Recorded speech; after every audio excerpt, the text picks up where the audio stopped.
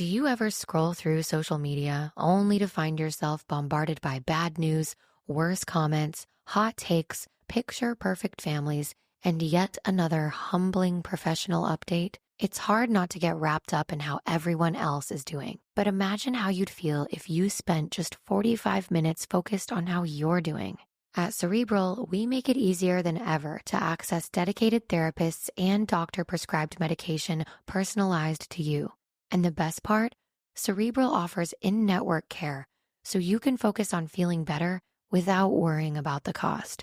In fact, 72% of people say they felt better in just 12 weeks. So take the first step today. Visit Cerebral.com/podcast to see how affordable and accessible mental health care can be with insurance. Hey, and welcome to another episode of the Be Fierce and Try podcast. We're here today talking with some age groupers who competed at the recent men's Ironman World Championship in Nice, France. And I'm here with John Sherman, Jeff Dorrell, and co-hosted with Troy. Troy's back again. So he's gonna, as he said beforehand, sprinkle in some love. Anyways, I think, Troy, we all know you. John, if you could give us like a brief intro, and then Jeff, I'll move over to you. Jill and Troy, thanks for having me on. Jeff, it's great to be on this with you as well. John Sherman, recent to triathlon the last 4 years, came from an athletic background, retired chiropractor, kinesiologist, functional medicine doctor. I now run a caregiver agency that was family owned and operated that started back in the late 80s. Yet fitness has always been a part of my life. And I'm a COVID baby to triathlon, where what I was doing no longer existed because the gyms got closed down and riding a bike after 6 months got boring. So I figured, let's make my life 3 times as hard. And triathlon was something that interested me. And I'm sure we'll hear from others that I got bit by the bug. And it's one of those things that I can't just give up. All right. And Jeff. Well, my story is similar. It's recent, but a little bit not quite as recent as John. So I'm an attorney. I've been an attorney for 40 years at the largest law firm in Dallas, Fort Worth, did corporate work. Always did sports, never great at any of it. I did play golf, played tennis, did 5K races, and I was dating my wife when we were dating at that time. And I saw her do the Chicago Marathon, and with the big crowds and the glam, I said to myself, I'm never going to be a spectator again. Started doing half marathons and full marathons, and started getting hurt doing all the running, and said, look, I need to break this up a little bit. Wasn't sure how to do it. Didn't really know how to swim. Had a swim lesson. Got the breathing down just enough to be decent at swimming. Took up triathlon. Absolutely fell in love with it. I'm probably a better runner than I'm a triathlete, but I will always do. If there's an event over the weekend, if there's a triathlon or running event, I'll always do the triathlon. Just adore it. Awesome. So I have to ask, both of you are relatively newbies to the sport and got into it roughly the same way. What was your first race? My first race was Marble Falls, Texas. I remember it because I did so badly on the bike because I had a really old bicycle. And I remember I would ride my bicycle with my spouse, and she would always be faster than me. And I thought she was just a better athlete, but it wasn't that. She's a great athlete, but it wasn't that. It's that my bike was awful. We went to, I don't know if you ever heard of back roads. It's the trips that most of them are in Europe, but they're all biking trips.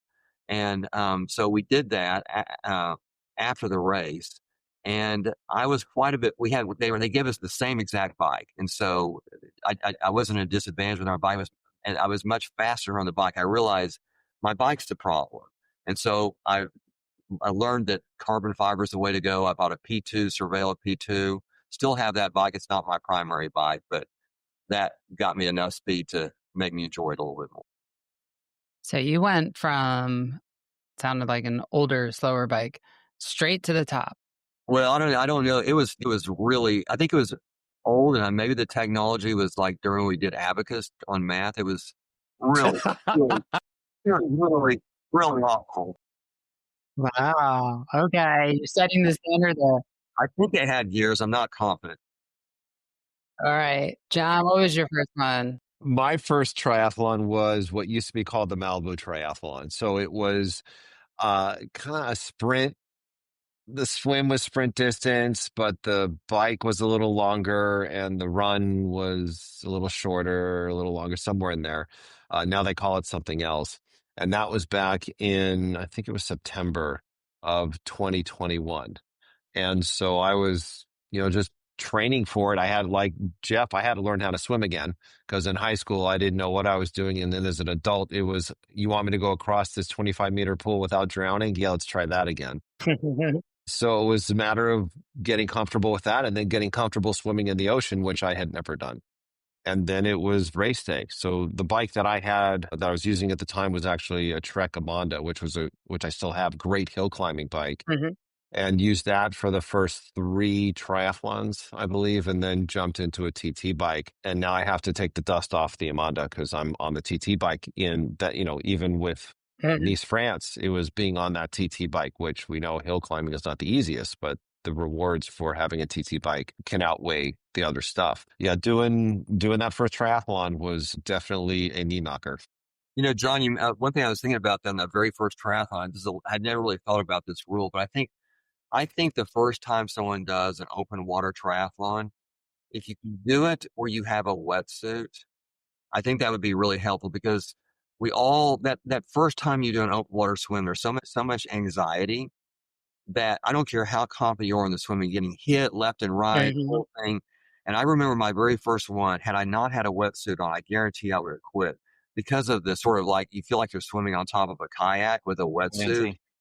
It allowed me to breathe deeper, and I was copacetic. And I honestly think, had I not had a wetsuit on, I wouldn't have completed that first one, and maybe I would have never done it again. Right. And the water temp in September up in Malibu is 60 degrees, 61 degrees. Right. That's so cold.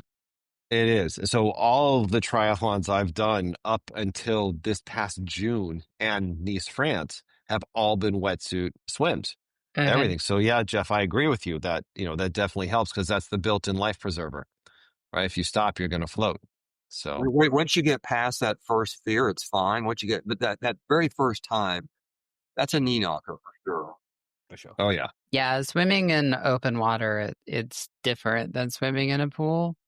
And I know, like my athletes, we have a couple of opportunities around here to open water. We live a bit inland, but it's like if you're gonna do a triathlon, please go do some open water first. Don't let the triathlon race be your first open water experience.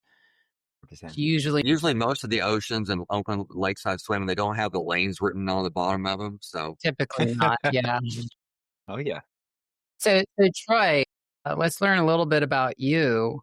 When was your first triathlon? 2012 70.3 Ironman in East London. It feels like you were thinking about this the whole time these guys were talking. I was tuned in. I was hyper focused. I went back, and it just a trip down memory lane. It was so special because I'm just remembering all the things, all the feels. Swim was almost cancelled due to massive swell. But then again, I come from a swimming background. I had done open water swimming competitively, and that stood me in really good stead. So whilst most people newer to the sport were very skeptical of the conditions, I thrived. But again, swimming background, it makes things a lot easier. So that's how I entered the sport. So you're the unusual one in triathlon who came from swimming. Yes. That's atypical. Yeah. So all right. That gave me a really good foundation and a great start. I bet it did. Then you had to learn which swimmers don't like learn to run, which swimmers don't like doing. Yeah, I loved the bike. The bike was great. Loved the swim, loved transitioning onto the bike. And then it was like, you're going to make me run now? You're going to make me run? All right. Jeff and John, so you both competed in Nice. I did the race last year there. We had a podcast on it. I thought it was great. It's different from Kona. It's different from pretty much anything in North America, I think. Just like the environment. What did you guys think? And did either of you do it 2 years ago? I did it in 2023 also. You did. Did you see any differences between that, or is it pretty similar? No, I think the weather was comparable. They were both not wetsuit legal and not a whole lot of wind. Maybe a little bit more wind this year. Yeah, I was surprised that it wasn't wetsuit legal. The temperatures all week seemed to be trending like it was going to be. But I had a different, I was much faster this year than I was in 2023, but I did have a rough start. I had hypothermia during the swim. This year. And, older men, we just don't, that's why I think in USA Triathlon, I think there's actually a higher temperature for age 60 and above. I would have used that because the water was cooler once we got out beyond the beach. Mhm. And, I definitely got hypothermia. I did also have some jellyfish, are they stings or bites? I'm not really sure, but Really? my swim time for me was not bad. And I had a great experience after that. I was shivering a little bit once I got off the bike. I was thankful that no one from Ironman saw that I was shivering and might have pulled me or made me get my core temperature up. But once I got on the bike, about 20 minutes when we got into the sun, I was great and it's just so beautiful out there. Yeah, I did see in a number of groups, some of the guys mentioning that they were getting hypothermic in the Yeah. swim, and I saw there were a few DNFs to that as well.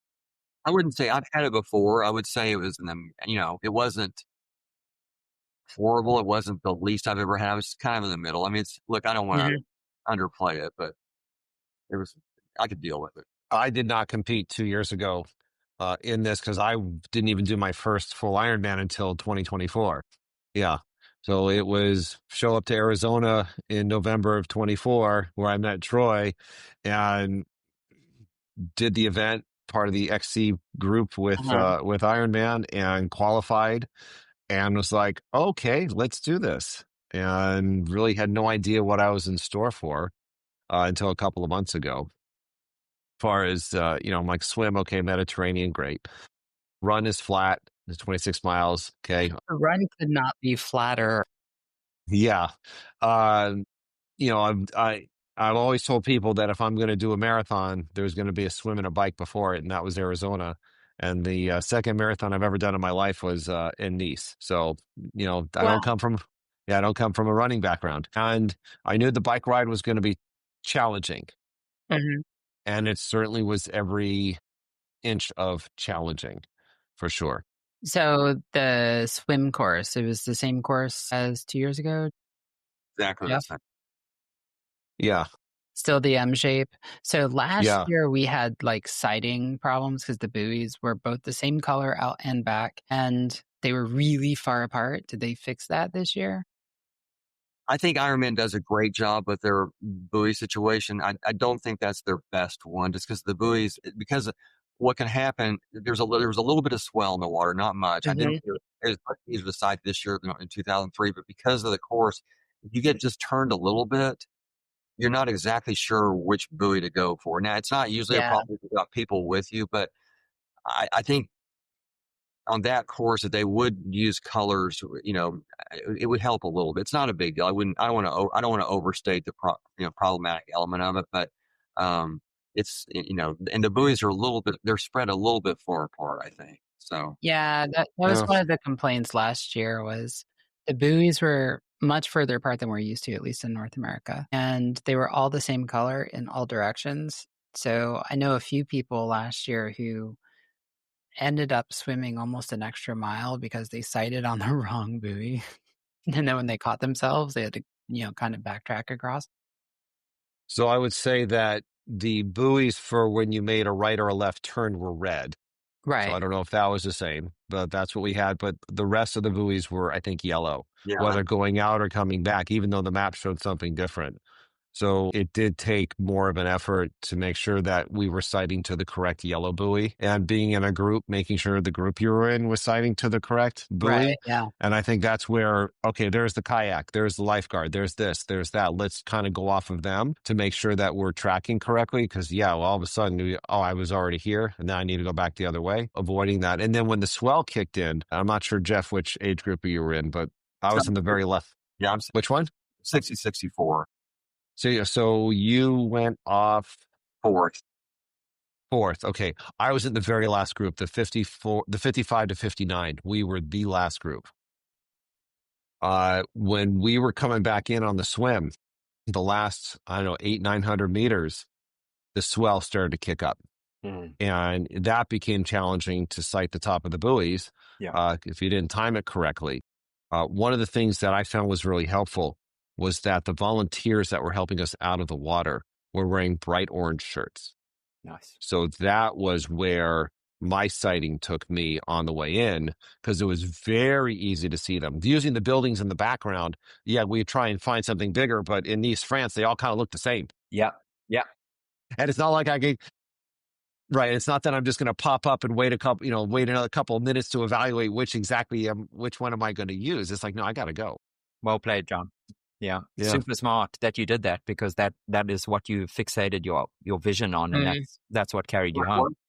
And did you both do the practice swim? I never do the practice swims. I don't want to know. I just want to go experience it. I should. Okay. How about you, John? I did not do a practice swim, the organized one. Yeah. I swam with a couple of friends on our own later that morning, and then in the afternoon. About 300 meters offshore are the buoys that the lifeguards put out there. So we use those to sight off of, to swim out and back a couple of times. Yet to do the organized 1.9 whatever, or 19 kilometers, whatever it was, that organized swim, I'm like, I'm going to have enough competition on Sunday. But one thing that's so great about the Mediterranean Sea, there, the salt level is so high. Even though we did not have wetsuits, it's like you kind of have a wetsuit that's torn because there's so much salt in that water. It definitely helps with the buoyancy. And also, one thing I also liked about it, up and back. The out was slower than when we came back. There was definitely a current coming back, at least for me. And man, we were motoring coming back. I mean, you knew you were done with the hard part when you were out, because the coming back was quite a bit of push. Okay. All right. So you make it through the swim and you get out. Long run up the ramp to, transition. And then what? So you got on the bike. Actually, I had a question on the bike. What percentage do you think were people? It's a very hilly course. What percentage do you think brought TT bikes versus road bikes? Well, I would say the majority of people had TT bikes. Okay. Again, during that morning in transition, I wasn't looking at all the racks, seeing what kind of bikes people had. I know that the bikes that were in my immediate area were TT bikes. Okay. When I got out of the water, again, being the last age group out there, when I got through the changing tent and went into transition to make that nice quarter-mile walk to where my bike was, the majority of bikes were already gone. I was like, oh my God, where's everybody? Yeah, but you said you were in the last age group to start. Of course. But still, it still messes with the mind. It's like, am I that sure slow? Does. Yeah, last year I was in the last age group to start. And yeah, it's the same thing. You walk into transition and it's largely empty. It's like, oh my God, I'm so slow. And then you're like, no, I wasn't. I was the last to start. Well, I can tell you, because I used a road bike. This is my third time to do this course. I did the 2023 World Championship. I also did the 2022 just straight Ironman. These. Yeah. For me, I think it was a really good decision. I felt like that the reason why I like the road bike on this course, unless you're really an elite athlete, is because on the uphill, the lighter weight really helps you.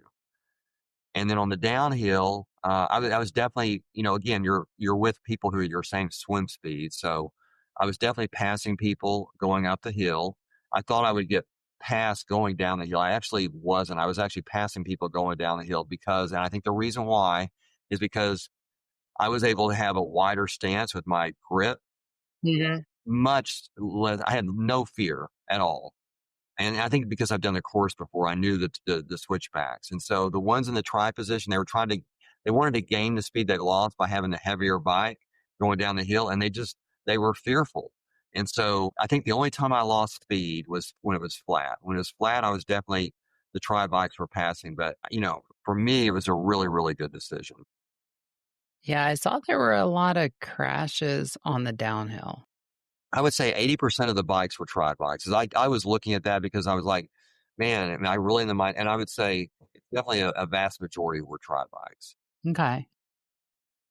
Yeah, last year I felt in the minority with the tri bike. It seemed like everybody brought road bikes with them. That's interesting, Joe. Well, that might be a little bit different for the men and women. It might be that factor. But I love, going down the hill with the, just having that wider. And I also used 28 millimeter tires, which I think was a big difference too. In the fatter tire, I'd done it 2 years before in a different road bike and thinner tires. And I really like the fatter tires for sure. How about you, John? What type of equipment do you bring? I brought my tri bike and I run 25 mils on my tri bike, and I've been riding that thing exclusively for the last year. And I've been doing a lot of steep hill climbing and steep descents with the tri bike. And if I was on my road bike, I wouldn't have gone any faster. I'm just very careful. And my number one or my top goals with the bike course in any competition is number one, no mechanicals. And number two, don't crash. So Those are very good goals. Those are very good goals. If I lose a couple of minutes because I'm slower than other people, you know what? Fantastic. I didn't see any crashes occur because, again, being in the back of the pack, yet I heard the ambulance is going quite a bit. Mm-hmm. And I was glad that I wasn't on the receiving end of one of those ambulances. So, Troy, I may have this wrong, but I think 25% of the pros crashed out, right? Correct. I think they didn't finish. I read an article on that. Some of us do, if they weren't getting off to a great start, they just wanted to save their energy for it. Wasn't because they couldn't finish or crash. Mm-hmm. They just made a decision. But yeah, 25% of the men did not finish. Yeah, I know in the pros there were a couple of ugly crashes, but it looked like there was quite a number of ugly crashes during the day with the age groupers as well. That downhill is really, it's interesting because it's very fast. I mean, you're going up, keep in mind, you go up 85 miles and then you go down 27. It's like they dropped you from an airplane, except there's switchbacks on the way. And then, the curvature, there's not railings. There's these little stones. Like if you go off the edge, not good things are going to happen to you. You see, I always kind of had the thought in my head that I'm like, well, if you're going to crash on that course at 25 miles an hour versus 10, you're probably having the same outcome either way.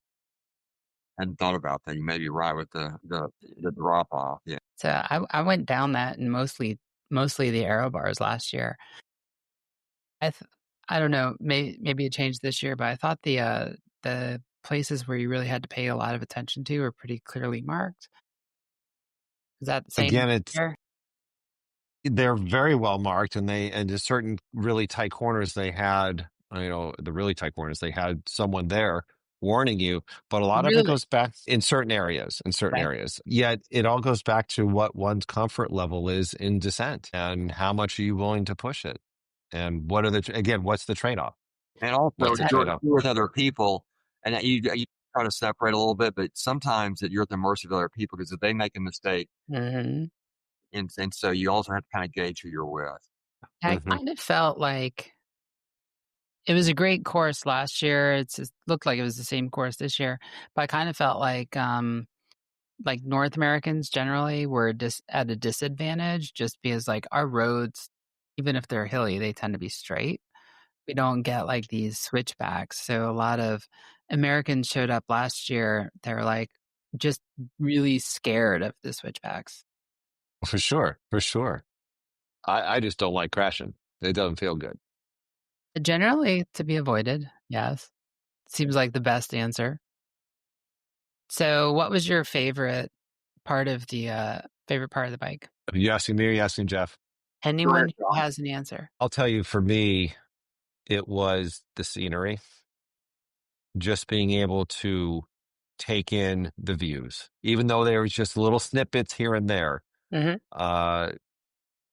Especially on the descent, there was one portion, probably a third of the way into it, where looking what ended up being to my left, which was probably more to the west, I think, just very open mountainous road and topography with green trees. And that to me was, it's like being at the top of a mountain and literally and looking down. It's like, well, this is not something I get to see where I trained.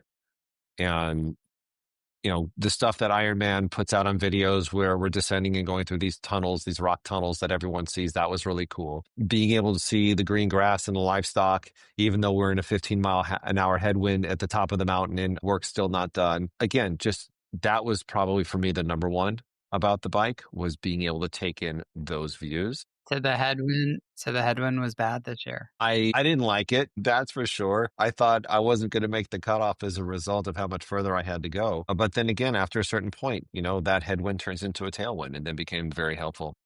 That was on the out and back at the top? So literally when we got to the top of the long climb and you start to level off, we got hit with a really strong, by the time I got there, I got hit with a really strong headwind. It's probably 15 Okay. miles an hour or greater. And then the out was into that headwind some more, that 3 miles or so.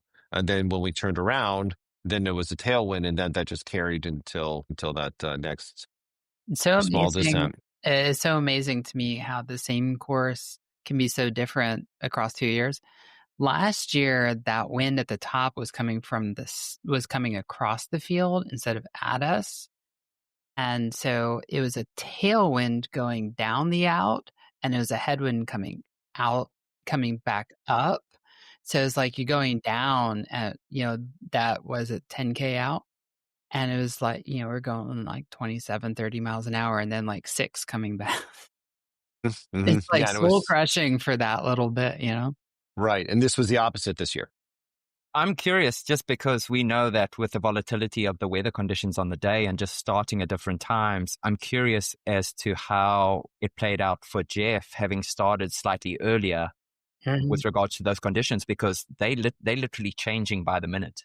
Yeah, I don't think we didn't have the swells you had, John, on the swim, and I don't think we had as much wind as you had on the bike. I would say, in terms of the beauty, John's exactly right. The views on the ravines they're epic, and it almost makes you tear up when you're racing in a world championship. And like, I really get to do this. And one of the things that I just love about these races now, this is a one loop, so you don't really see it, but on the two loops, a lot of times when you're up there on that end of the first lap, you're getting passed by the best pros in the world, and you're like 2 feet away. What other sport do you get to do that? Maybe golf with the pro-ams, but then you've got to pay like $40,000 to be next to, 112 person in the golf rankings. No other sport can do this. I will say the one thing, I don't know if any of y'all have done the 70.3 in Nice, but when I did the 70.3, it was a different course. And although I like this one better because of the ravine, the views you get from the very top, that one you go through little tiny villages, and the people who live there are out there with their flags, and you don't really get any of that on the full course. So either one has its own benefits. Okay. And what was your least favorite part of the bike course? I it wasn't anything I really didn't like about the bike course. I would say I was hoping when you get down 10 miles left, it was flat. I was still kind of hoping to go a little bit downhill there. It's a little bit industrial, that last 5 or 6 miles, but again, you're so tired, you wouldn't have really enjoyed the beauty anyway. But if I had to pick a negative, I would say that, but it'd be hard for me to find a negative. Same. Again, the wind coming that last 6 miles as we're down the hill and we're going through the industrial area and making that right turn onto the main road that takes us back to transition. Again, by the time I hit it, there was headwind that may have been faster or stronger than 15 miles an hour. I'm like, I just want to be done with this. And this wind is not making it any, and then coming down, with about 3 miles left, I can see the runners. I was like, wow, there's a lot of people on the run course, and I'm still on the bike. And then, of course, the perennial question. But it was still daylight when you got off the bike, right? Yes. Yeah, I was very fortunate. And, any of us who have had kids or who have kids, the perennial question when you go anywhere is, are we there yet? Are we there yet? So coming into transition off the bike, that last 3 miles, I'm like, am I there yet? Am I there yet? Am I there yet? See, I start asking myself, are we there yet? About 9 miles into the bike. And it's my favorite of the 3 sports, but still, you're sitting there like, oh my God, I've got another 100 miles. Right. Well, I did see something amazing on the end of the bike. When I was coming in on the bike, there was a man we were 3 miles out. He obviously had a flat tire. I don't know if he didn't have the equipment to take care of it or whatever, but he was running full bore with that bike with at least 3 miles to go. And I remember my wife, and we had some friends that came with us, and they told me at the finish line that there was a guy running full bore with his bike. So he ran that full 3, and maybe he was out there 4. I just know it was at least 3 miles. He ran hard with that bike. Yeah. He was determined, man. You do what you got to do. You do what you got to do. Yeah. Mm-hmm. And that beats waiting like an hour for SAG to show up. I guess so. But he wasn't. It Mm-hmm. wasn't like he needed to do that to make the cutoff because we were well ahead of the cutoff. So he was doing that because he wanted to have a great time. Yeah, I can't blame him. So, transition. So you get off the bike. That last, was it almost 10K? Is pretty flat, right? On the bike, yeah. Yeah. It's going through the industrial area again and then going down the Champs-Anglais, which is the main drag Yeah. right against the. Yeah, I remember last year I was on the run watching some of the bikes still coming in, and I was sitting there yelling at them. I'm like, you're still in a race. There was like very lackadaisical pedaling going on that last like mile that's going by the runners. Mm-hmm, mm-hmm. I'm curious, did the guys take it more seriously and like stay, head down, arrow until the end? Was there, looking at the bikers' faces, was there a sigh of relief that the end was in sight? I can judge that best on the run because when I start the run, I look and see what percentage of runners are walking. And I will tell you this, at this race, it was a very high percentage run rate. There was a very low percentage walk rate. Really? Interesting. Again, I'm older. And so my time I was trying to get under 14. I was 14 hours and 20 seconds. So I didn't get under 14, but Just. I would say a vast majority were running. There was very few walking. Okay. I want to chime in here real quick because before we get on the run, I want to do a temperature check with regards to where were you at psychologically after the bike course as you were in transition? Where were you psychologically before you went on the run? Where were you? What was going through your mind? How were you feeling? That for me is really important. I was first happy to be off the bike. And I'm in transition, putting on my run shoes, going, oh, I actually get to sit down and stop moving for a few seconds. And then it was. So, John, was it relief? Was it relief? Like it's done? For me, it was. Closer? Yeah. Absolutely. And, I knew the bike was going to take me between 7 to 8 hours, and it took just over 8 hours, with all the stops and stuff like that, and mentally prepped for that. And then it was, okay, here's the run. And it's not, something short, chunk it down. Don't think of the enormity of it. And it's just, again, what do I need to do to execute my plan? And I hope my body will hold up to execute that plan. But if it doesn't, what's plan B? What's plan C? Mm-hmm. And I knew that going into the marathon, for me, it was a walk-run combination. There was no way I was going to attempt to start running mile after mile after mile because I came in with a foot injury, and my mile times are faster when I walk run than if I just try and run. And I don't mean just walking through the aid stations. So I was actually really looking forward to seeing how well will I be able to execute this, and how either on par or slower will my per mile times be compared to my training during this, given the fact that I just went through this epic bike ride. So I have a question on the walk run. So walk run is always interesting because most people do walk run of some sort, right? Mm-hmm. Are you following a specific methodology or just kind of walk when you feel like it? I choose prior to the event based on how I do in training. Am I going to run for 3 minutes, 4 minutes, or 5 minutes? Mm-hmm. And then am I going to walk for 1 or 2 minutes in between, not including the aid stations? So, kind of Galloway method. I guess I don't have a name to it. Closest thing to it, Joel, by the sounds of things. Yeah. Okay. And that's what I had done. And when I'm walking, I'm not walking at a lollygag pace. I'm walking about a 12.5-minute mile. So I'm pushing it. I don't know how that compares to other people, but for me, that's pretty fast. And so my goal for my per mile time with the walk run combination was between 9.5 to 10 minutes. I probably didn't do that, but that's okay. It's a world championship. But you finished, and you finished strong. Yeah. Yes. And John, you've been quiet. What about the run? Oh, yeah. So on the run, I would say, first of all, you talk about how I feel when I get off the bike.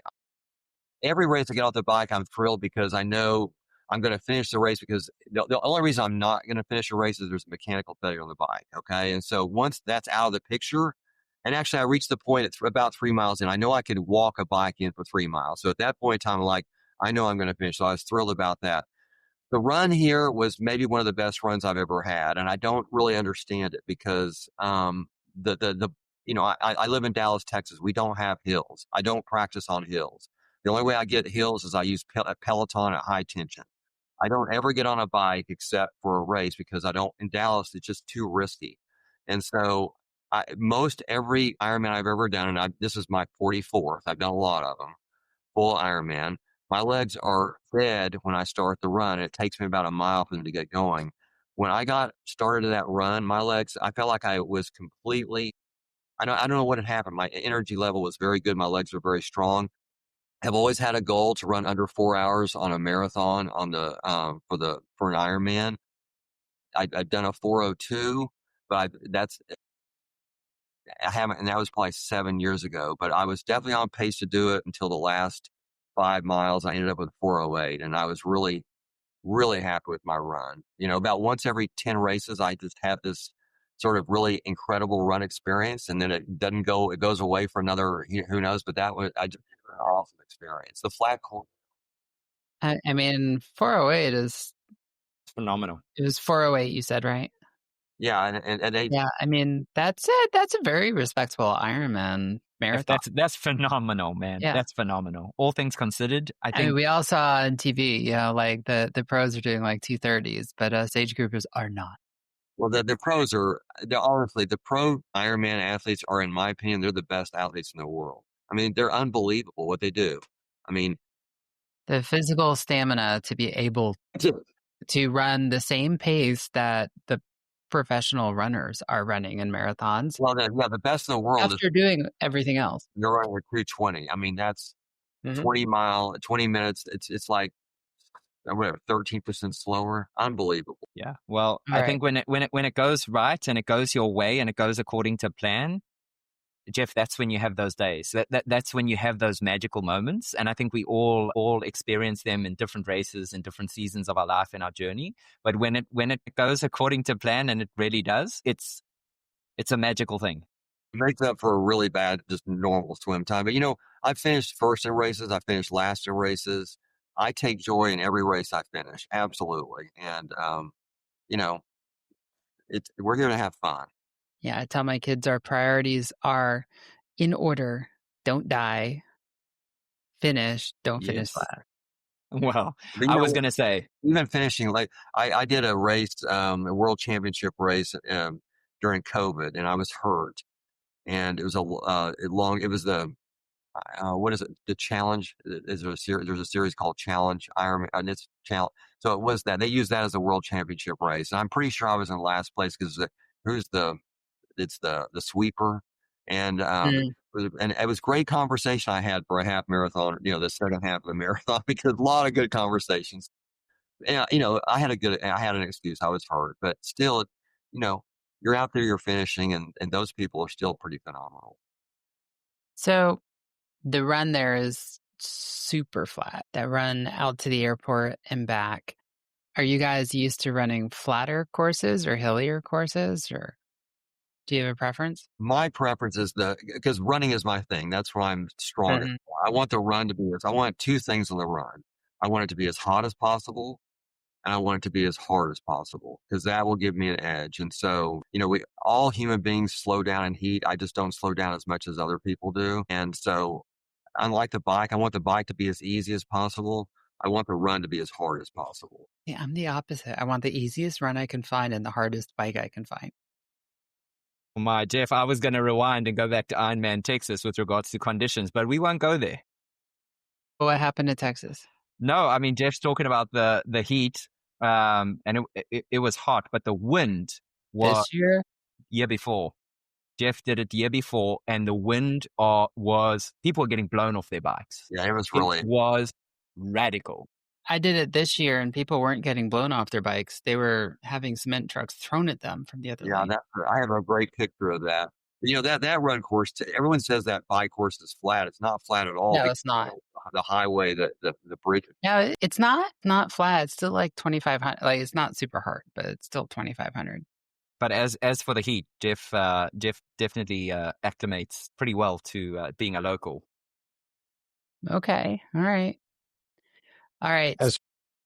Overall, What do you guys think? I thought that the course for a given world championship was right where it needed to be. Swim is the swim. You can't predict the water all the time.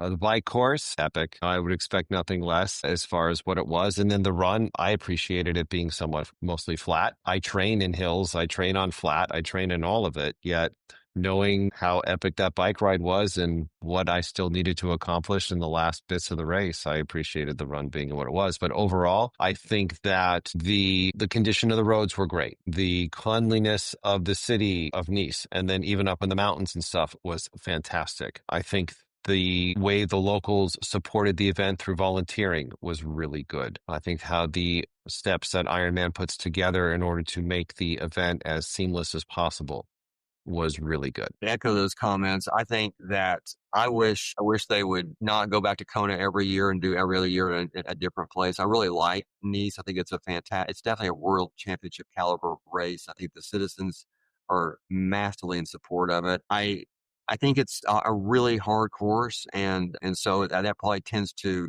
reduce the amount of people that want to do it. But that's what a world championship race is about. And it's not good for me. Look, the bike course is just not designed for me at all, but I still love it. I would say, and the community, Nice is interesting. You're on the French Riviera. You think, oh, that must be so expensive, but it's not. It's actually really reasonably priced.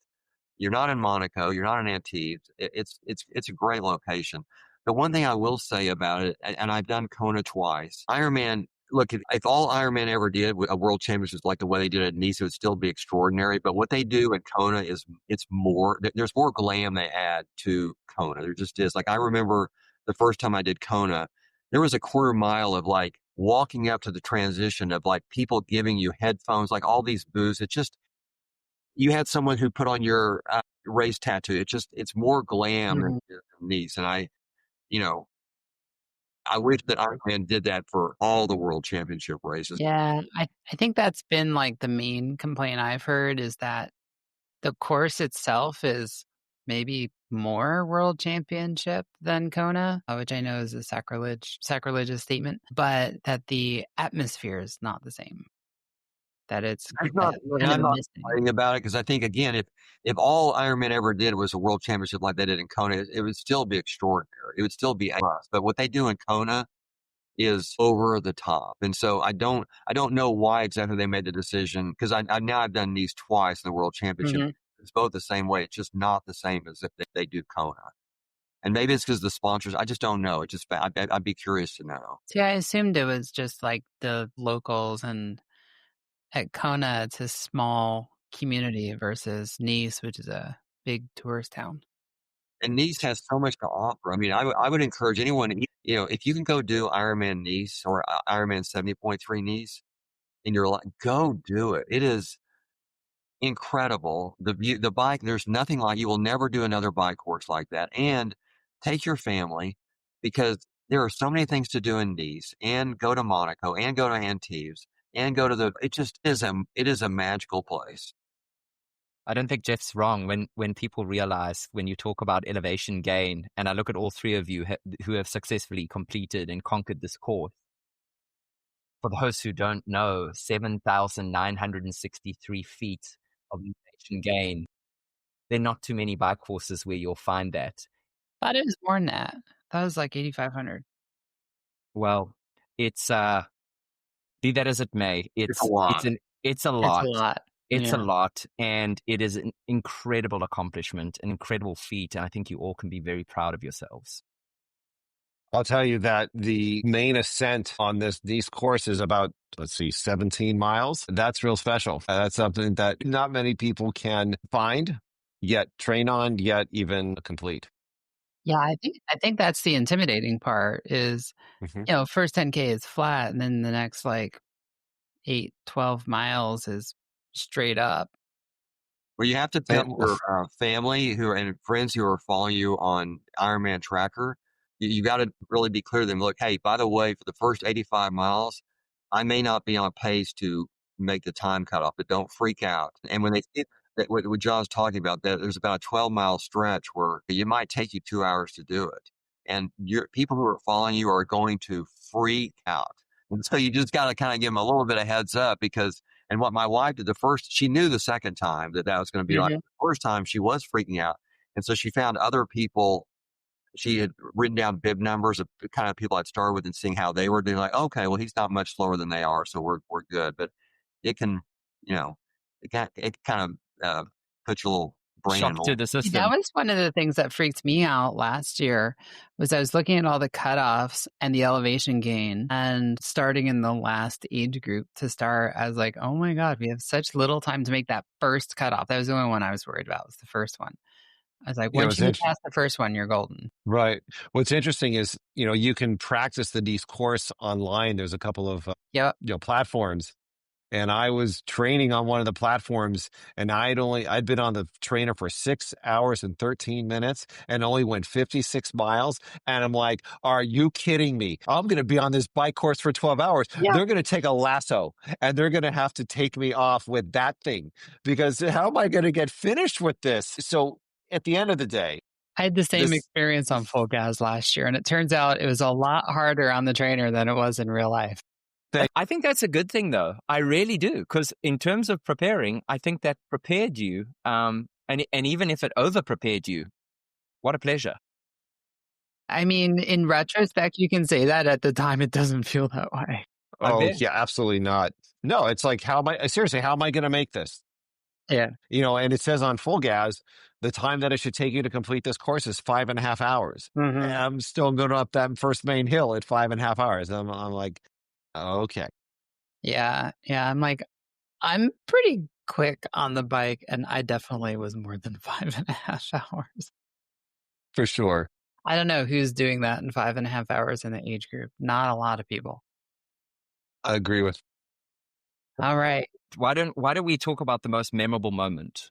Period. Like overall, what was your most memorable?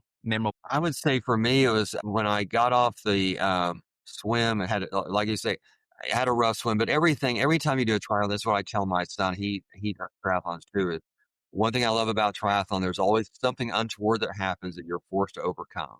Okay, so my swim was rough with the hypothermia and the jellyfish stings or bites, whatever they're called. And when I got off got into the transition, I see these giant pictures of me, like, my wife and friends had made these giant Jeff faces, which I'm sure scared everybody off. But like, that was the perfect thing for me at that time. I needed that. So That's awesome. I love that. That's fantastic.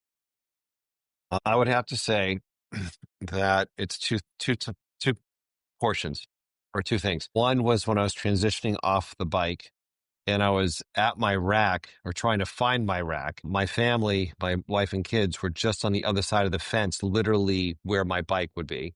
So that helped me find where I needed to put my bike. And my daughter, she made a poster, and it was not huge and no one was there except for my wife and kids. And she held the poster up and it says, "Daddy, you're messed up in the brain." I love that. Nice. Awesome. I wasn't expecting that. That's so mean. It's something though that it's that we have shared for years, since I've been doing triathlon. So she holds up this poster and I'm like, that's absolutely fantastic. And then the other, I'll just call it, epic moment for me, was crossing that finish line. And it was, number one, just crossing it. Number two, my family was literally on the other side of that finish line. They had the opportunity to be inside the ropes, so to speak. So they literally were at the bottom of that ramp just off to the left to put the medal on me, to hug me, to greet me. Right there. So you got the experience of being pulled off to the side at the exact moment that you really just want to keep walking. You could kind of say that. But again, it's just knowing that they're there and knowing that they were there. And it's like, I didn't have to walk through the chute, didn't have to go to where the food was and then meet them on the other side of this fence or anything like that. It was, they literally were right there. And that for me was just absolutely priceless. To experience the moment. That's the experience, and that's an incredible experience. I did the Miami Marathon. I always do the Miami Marathon because it's hot and it's flat. That's perfect for me. And so, but I saw a sign this year, that's one of my favorites. It says, the sign said, "I also adore attention." So I thought, for those of us who, look, there's a little bit of us, we do this because we do like a little attention. I mean, they say, how do you know a triathlete? Yeah. Or yeah, they'll tell you. Or They'll like, tell you. Yeah. I so mean, it's not wrong. I don't mind. I don't mind. It just, we all have our DNA. That's part of it. Hmm. I mean, we all do triathlon for different reasons. Mm-hmm. And, for me, it's to try and inspire people, not necessarily to do a triathlon, but just, hey, do something to change your life. Again, coming from my health background and being in private practice, it was all about making change for people. And then that for me filters down into what type of role model am I for my children? Hmm. Again, do I want them to do triathlon? I would love for them to do it. But again, how will this positively impact their life when life gets really hard? Because it will and it does and will continue to do so.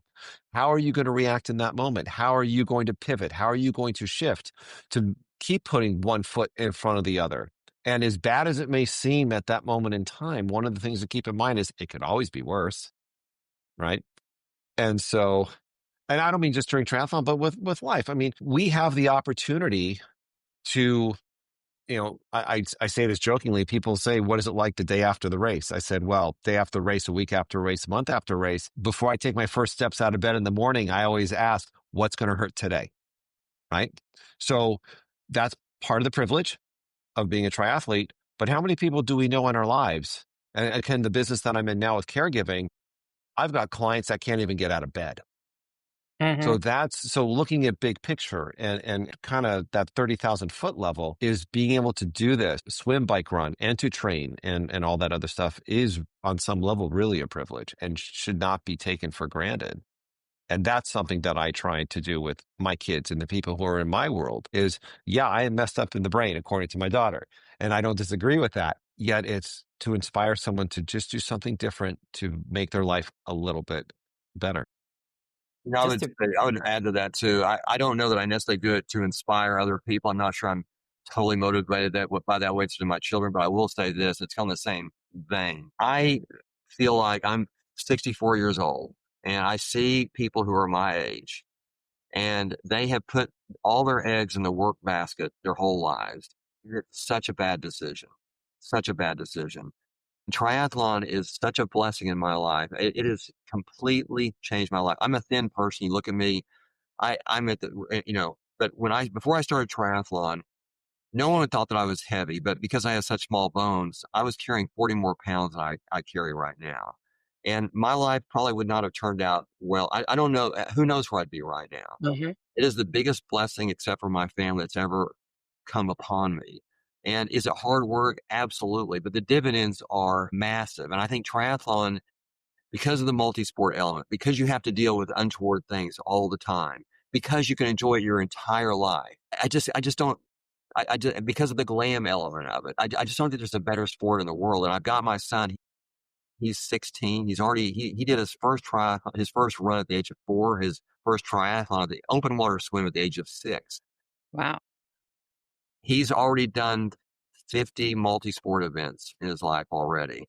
And he's fearless when he starts the race. And he's not, I wouldn't, he's a good athlete. I wouldn't say he's like, incredibly coordinated in anything else, but this is a sport that you are going to thrive as long as you put the work into it. I mean, there is lung capacity. Yes. I mean, some people can be better than you because they just got more lung capacity, but by and large, it is a sport where your success is going to be driven by how much effort you put into it.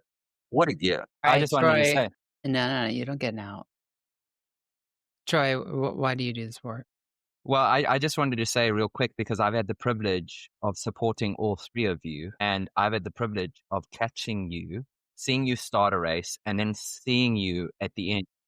And of all the racing that I've done in my life, nothing brings me more gratification than having had the privilege of seeing you guys finish and being at the finish of your races. And so racing myself, seeing podiums, being successful is great, but I can tell you now that it doesn't quite compare to seeing and thriving in the achievements that you all have accomplished. And so to me, it's very special because I got to see you at your best, a little bit in between, and then when the going got tough. And then to see you at the finish line, I could never put a price on that. And until you support somebody start to finish, and then you catch them at the finish, It's an indescribable feeling, but it brings me so much joy. It's hard to speak about my racing in my personal capacity because I find so much joy and gratification in supporting other people. In fact, probably more because I remember that time in Lake Placid where I was definitely at the "Are we there yet?" phase of the race. And there you are, like, yeah, this is a great strategy you got going on there. And I'm like, the heck are you talking about? There's no strategy here. I'm trying to survive. The other thing I feel is that with triathlon, and like I say, I'm a better runner than a triathlete, but part of the reason why I like triathlon more than running is, and they're both great groups of people. When I do a triathlon, I don't feel the competitiveness with other people quite. We're competing, but Yeah. we're together. And we take It's a so much small joy in sport. each. I've never seen a sport where we all take so much joy in other people's finishes because we know what they've been through. It just, I don't know. It's so inspiring. Like, you said it earlier, like what other sport, or I forget who said it earlier. Someone said earlier, like, what other sport do you kind of rub elbows with the pros? And it's never like more true than at the finish line when, the last finishers are getting medaled by the professionals. That Like, brings there's tears. no other sport I'm aware of where that happens. I mean- Definitely have never finished a marathon and seen one of the pro athletes sitting there or standing there handing out medals to the 7-hour crew. That's a you're really not good. wrong. It's really touching to see. Yeah, and I'm like, I don't know, have you guys ever gone back to the finish line to watch the late finishers cross? I worked a lot of them. Well, I know you did. It's I was special. I was one of the later finishers as it was. So when I was done, it was, past 11 o'clock at night and I Okay. was just toast. I was just like, I need to try and eat a little something and get off my feet because my legs were just revolting. It's interesting. I don't know that I've gone to the finish line then. I can't remember, but when we did Ironman Texas, we always get the hotels right there. And the Mhm. way Ironman Texas is a 3-loop run, and then you see them 3 times. And so even at the very end, my wife will sit there. We get on our deck and watch, and guess what? They're still running. They're not walking. They're Yep. still, and they're having to run they're run walking. They're giving everything they had. And I will say that's another thing that compares between running and triathlon. I think someone who does a marathon and it's just a straight marathon and they're just, you can walk a marathon in 7 hours. Great for them, but I don't think that's really the same thing as doing a marathon. I just don't. But if you walk the entire run in an Ironman, that's still the real deal because you've done before that the 112-mile bike and the swim. So I still give you credit, big time credit, if you walk the entire run of an Ironman. Mm-hmm. I almost think it's harder.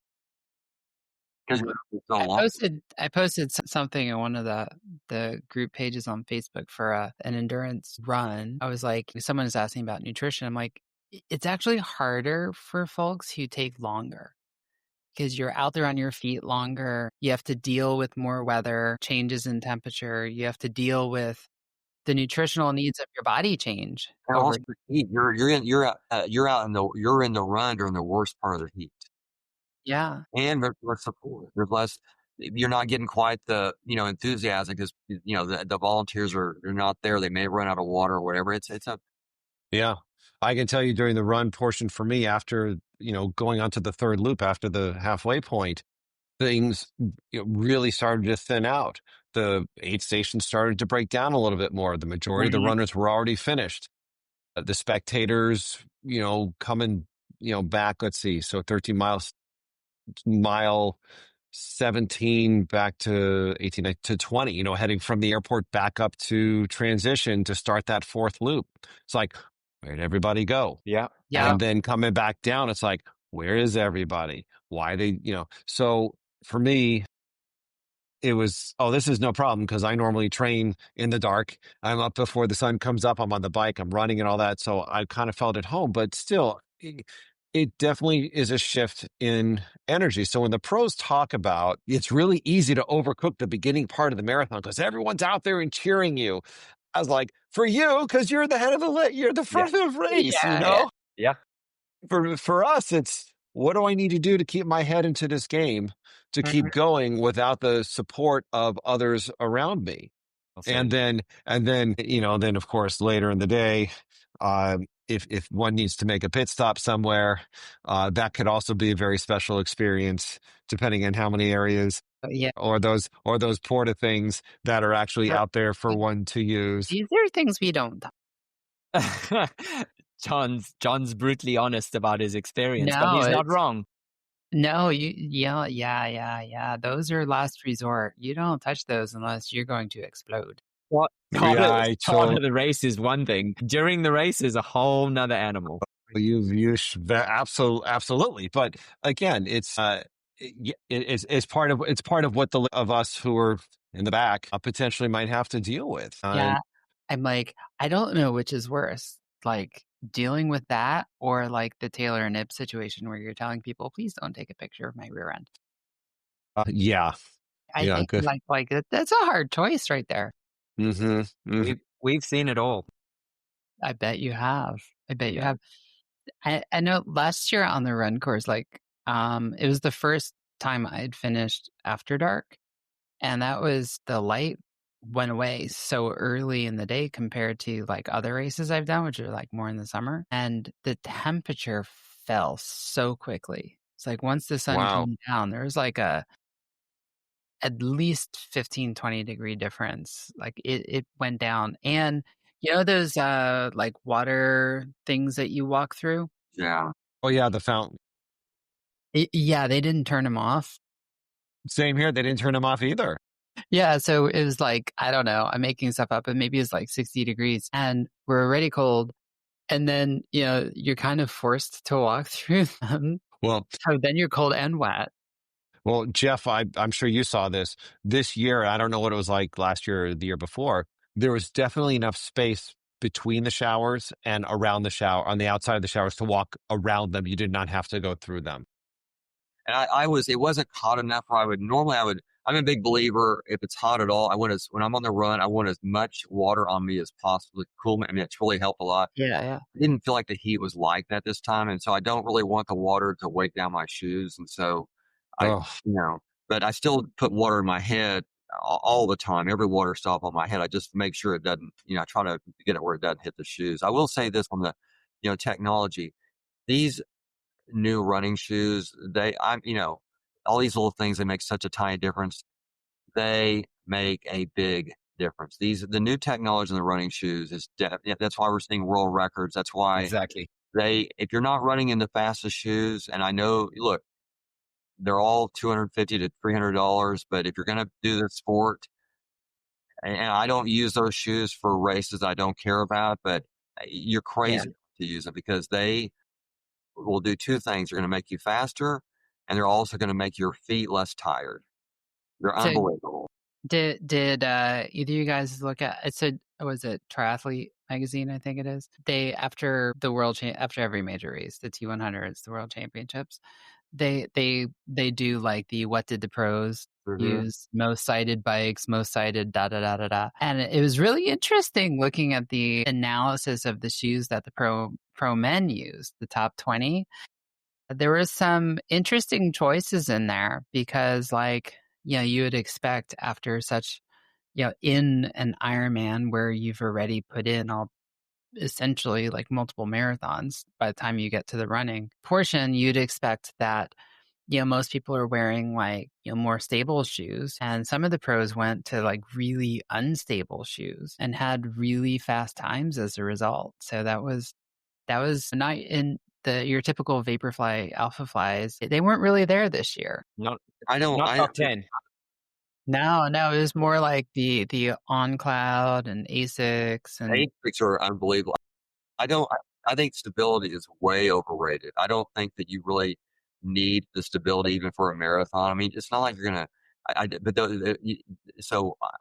If they tell me the shoe is the fast for the 5K, that's what I'm going to run in the marathon, and I think it makes a difference. And I worry, and I'm like not the most coordinated person in the world, so I'm never worried about the stability at all.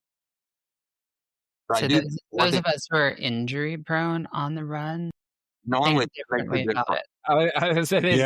One thing about the pros is keep in mind, they run typically, they're going to land front foot forward first. Mm-hmm. And Yep. so like the most expensive ASIC shoes and like the Hoka Ciela, it has carbon fiber in the front. It doesn't have in the back, but most of the normal runners, when we get tired, we're going to run flat or fast. So that's That's not right. an issue for us. We want. Yeah. So with Kona coming up, I'm like going through what shoes am I going to wear? So I just bought like the whole new shoes. Like, okay, so which ones are we going to use for the marathon? I used to go for the Saucony Elite, and then went to Alpha Flies, and I tried the Cielo ones, but I'm not like a huge fan of them. But the V2 ones, I'm like, okay, well, I have a pair, but I haven't really run in them. They're not, to me, as bad as the original ones were. And I'm like, oh, but those on cloud ones look really nice. I would also look at that the Rocket X3. I ran that. That's what I Yeah. ran. And I definitely run. I ran in that on my on the Boston Marathon. I did Miami Marathon, and I had a qualifying time, but they'd lowered the times, and I thought I'd be fine. I think I was 4 minutes under, but I've been reading that's not enough, and so then I wanted to go ahead and get qualified. So I did a marathon like a month ago, and I did the X3s. Not that this was the sole reason, but I was 25 minutes under my time. And Wow. their shoes, I've run the X2s, but those X3s, they're not that different, but they're a little bit, The Rockets?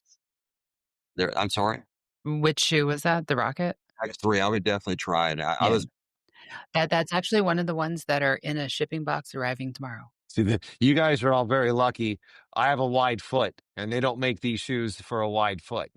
And so I'm stuck with the other choices Nothing and wrong with that, whatnot. John. Nothing wrong with that. I need to know. So here we are talking all about the World Championship experience, which has been absolutely fantastic. But the next question for me is, what's next? That's a good question. well, man, I kind of overscheduled. I did Ironman World Championship 2 weeks ago. Then I did just 2 days ago, I did the long distance duathlon national championship in Kentucky. And then this weekend I'm doing Ironman Chattanooga's XC. I kind of screwed that up because I didn't realize it was so. I may have kind of overdone this, but I'm hoping to rest a little bit. And unfortunately on the XC, I was wanting to use that to get the slot. And there's only 4 in my. I lobbied Ironman to create a new category of age 60 and older, which they did. But unfortunately, there's only 4 in my age category. The shot would be pretty good, but one of them is he won the award for XC Athlete of the Year last year. I don't think I can beat him, and so about actually trying to get in that event, just normal. I'll be curious what you think about that, but because I just don't think that's someone I can beat. So, Jeff, we've gone from active to active recovery, Ironman Chattanooga, to potential going after a world championship slot. How about you, John? So my next race is Half Ironman World Championships in Marbella, Spain on November 9th. And All 3 of you are going to be there. All 3 of you. We're gonna fantastic. It's gonna have to be a dinner somewhere. Yeah, we're gonna I'm have to telling hook you. up there and at least meet in person. Although That'd be fantastic. I'll be honest, like Kona is October 11, I think. We leave on Tuesday next week. We head over. When I got the slot for Marbella, Chattanooga, I'm like, yeah, I'll go. And I didn't look at the dates. So I'm going to get back from Hawaii, be home for like 3 days before getting on a plane to go to Wine and Dine at Disney World for that 5:10 half, come back for 2 days, and then get on the plane to Marbella. See, this sounds like Jeff. You're going to do active recovery for Marbella. That's going to be. My coach is very unhappy at my run schedule. I just did that, Jill, and it's really. I'm feeling tired. It's definitely. I overdid it. So just treat your body nicely. You need to. Yeah, it's this time of year, like October, November, is insane. Like usually in November here, I live in Philadelphia. Usually we have like a Rocky Run, and then the next weekend is there's something else the next weekend. And oh no, it's Wine and Dine. Then Rocky Runs the next weekend, and then the following weekend just the weekend before Thanksgiving, is the Philly Marathon weekend. So, which is, they have a 8K, a half, and a full, and why run one when you can run them all? And Wow. yeah, they call it the I think that's the Freedom Challenge or the Patriot Challenge or something like that. And since starting to do the Ironmans, I'm like, I can't do that anymore. It's too much. Go ahead, Troy. You're all incredible athletes, but all I say is just be kind, be mindful, look after your bodies, and let's make it to Marbella, where you guys can do some more racing at a World Championship event. See, France was very kind to me. It gave me a parting gift, COVID.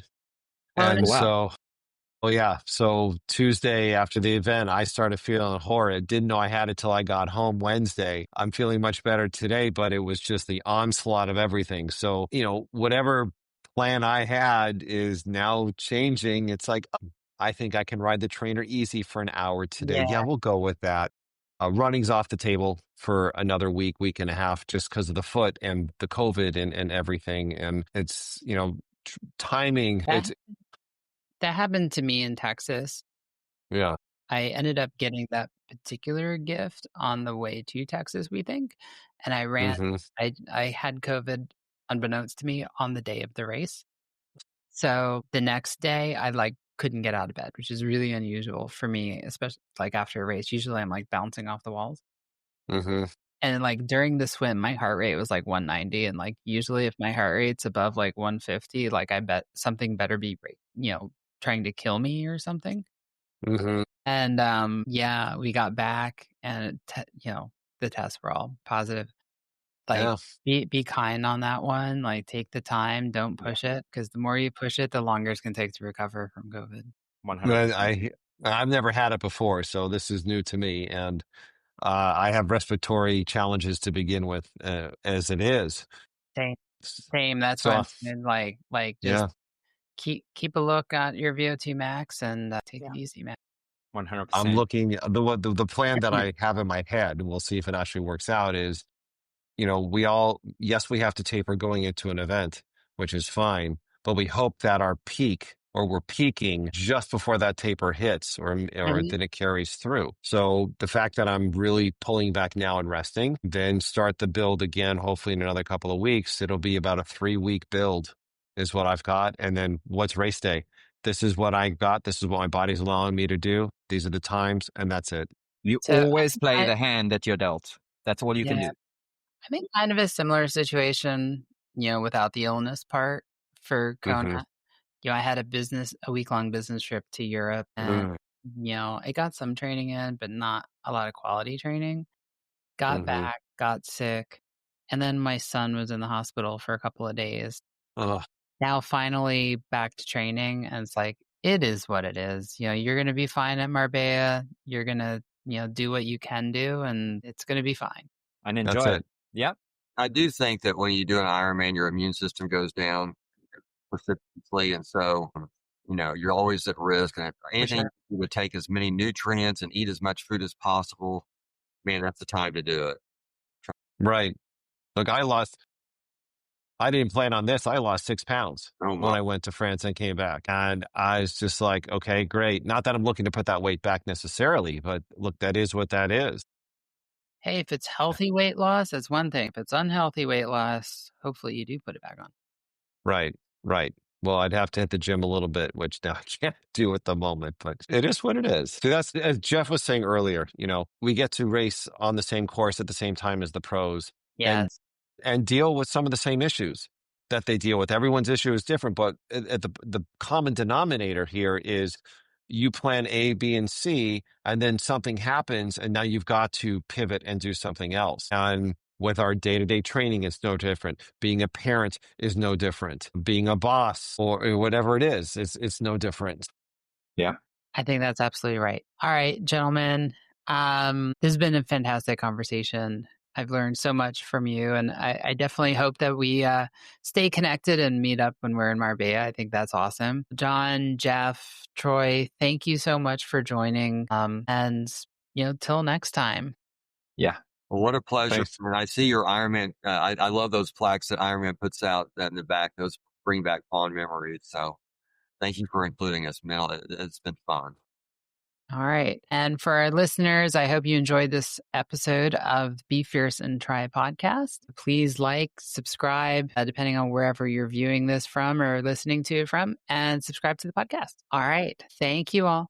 Do you ever scroll through social media only to find yourself bombarded by bad news, worse comments, hot takes, picture-perfect families, and yet another humbling professional update? It's hard not to get wrapped up in how everyone else is doing. But imagine how you'd feel if you spent just 45 minutes focused on how you're doing.